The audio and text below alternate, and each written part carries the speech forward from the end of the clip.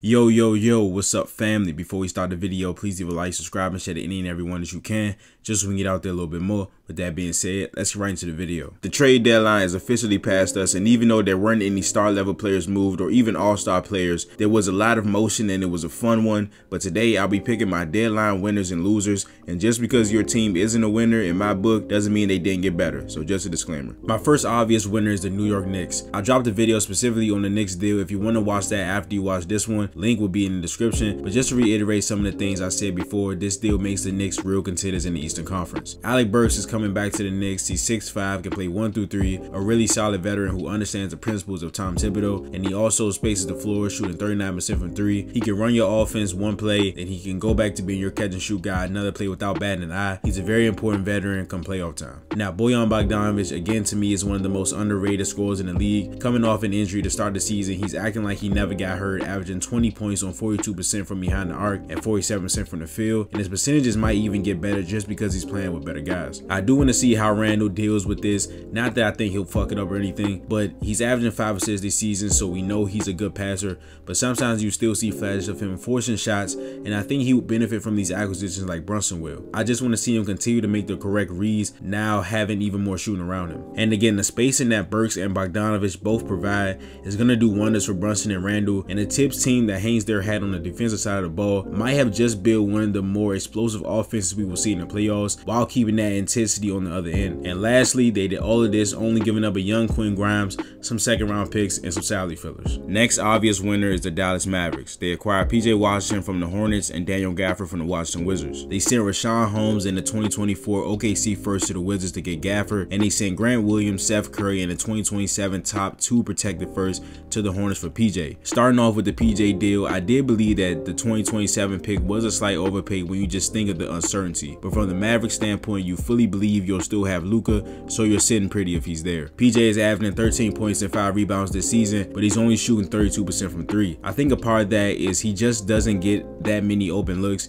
He has a D+ openness rating on his threes, and I can guarantee he gets better looks playing with Luka Doncic. PJ is also a guy that can get hot any game. He's had a 40-point game this season, and among the things you want to surround Luka Doncic with is guys that can make teams pay when they load up on him, and I think PJ can do that. The next acquisition is the one I like the most, and that's Daniel Gafford. Gafford is averaging 11 points, 8 rebounds, 2 blocks, and a steal per game. He also averages 3 offensive rebounds per game, so the Mavs will enjoy the extra looks he gives them. He's just the perfect center to put with Luka Doncic. He has a high motor, he rebounds, he blocks shots, and he's an aggressive finisher around the rim. He shoots 75% at the rim and is shooting a career high from the free throw line, just creeping over 70%. When you think about it, the Mavs added spacing in 2 different ways with both the players they added. PJ is the floor spacer shooting the ball, and Gafford gives you the vertical spacing much like Derek Lively does. The Mavs fortified their center rotation as Lively is still very young and has dealt with some injuries. Gafford comes right in and fits what the Mavs want to do, and is just a really good big man. My last winner is sort of a dark horse, but it's the Oklahoma City Thunder. I've said in multiple videos that this is the most valuable Gordon Hayward has been in years solely because he's on the last year of his contract. The constant injuries coupled with multiple years on his deal was more than enough to keep teams from trading for him. But now that he's on an expiring deal, teams are more willing to take a chance on a really solid player just like the Thunder did. In this deal, the Thunder traded Trey Mann, Davis Bertans, Micic, the point guard they got from overseas, and 2 second-round picks. Hayward is averaging 14 points, 5 rebounds, and 5 assists per game in 32 minutes a game this season. I did want the Thunder to go out to get some size like a Daniel Gafford or a Clint Capella type, but I never thought about a potential Gordon Hayward fit, and I actually like it. Hayward's play style translates well to the playoffs also because he's always looking to get to the basket or be in that mid-range area while also still shooting 40% on catch and shoot threes. He ranks in the 89th percentile in drives per 75 possessions and shoots 70% at the rim. Again, he also averages 5 assists per game, so his constant attacking mentality can also be used for driving the kick into open teammates. Now on to the loser side of things, and my number one is the Chicago Bulls. I'm a big fan of Kenny Beecham, king of the 4th quarter, and his pain of not seeing the Bulls make a trade spilled over to me, but I do feel him, and as a basketball fan, it just doesn't seem like the front office cares. The Bulls were one of the teams that when the trade season started, I thought could really be a team who could get a boatload of assets back if they decided to have a fire sale. Zach LaVine, although not very valuable, was seen to be headed to Detroit in the deal, and then he ended up having some injury issues. DeMar DeRozan, who again I believe was not garnering significant trade value, he he is on the last year of his deal,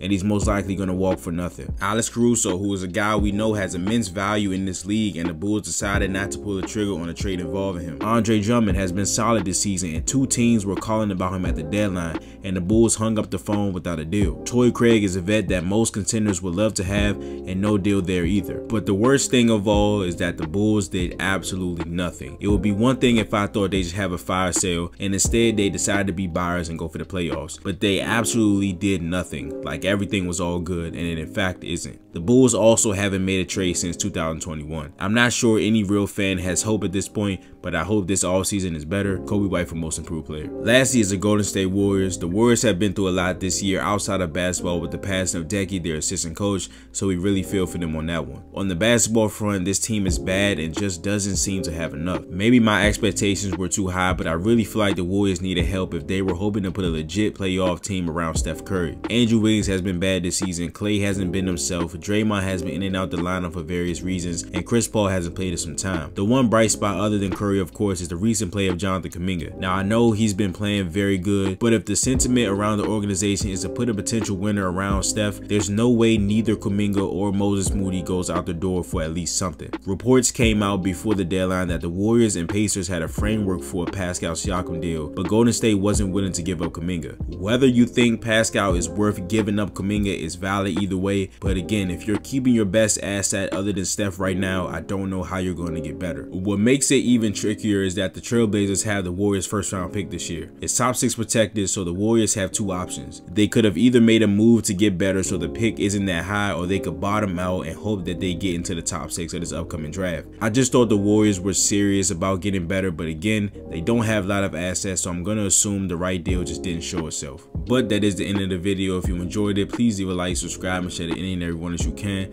just so we can get out there a little bit more. But I will see you guys in the next video. This is Nick. Peace.